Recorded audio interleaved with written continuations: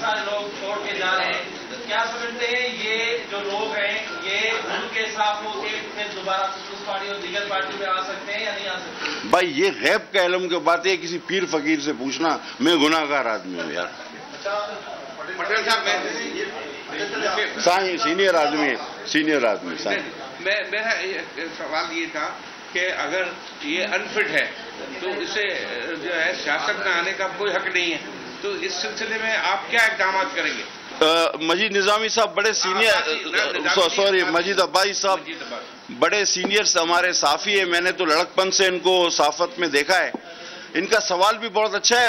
عباسی صاحب کچھ ہی عرصے پہلے میں نے، آپ بہت سارے دوستوں نے شاید کور کیا ہو، ذہنی علاج اور ذہنی مریضوں کے علاج کے حوالے سے بڑے اقدامات کرنے کی کوشش کی ہے.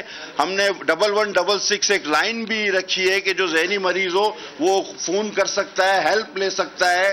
اور ہاں بالکل اس کا افتتاح ہم نے یہاں مقامی ہوٹل میں کیا پی سی میں، اور اسلام آباد میں پمز میں بھی ہم نے ذہنی مریضوں کے لیے ایک جگہ مختص کی ہے. تو میں نے تو اس تقریر میں اس وقت بھی کہا تھا پمز ہاسپٹل میں 2 سال پہلے. لیکن میں کہہ رہا ہوں کہ یہ ساری باتیں میں 2000 اس الیکشن کے فوراً بعد سے کہتا آ رہا ہوں، اور آپ جانتے ہیں آج بھی یوٹیوب پہ موجود ہیں. لیکن ہو سکتا ہے اس باتوں کو آپ لوگ سیریس نہیں لیتے تھے، اب جب کاغذی صورت میں آئی ہیں تو ٹھیک ہے. سبسکرائب کریں اور بیل دبائیں تاکہ کوئی خبر رہ نہ جائے.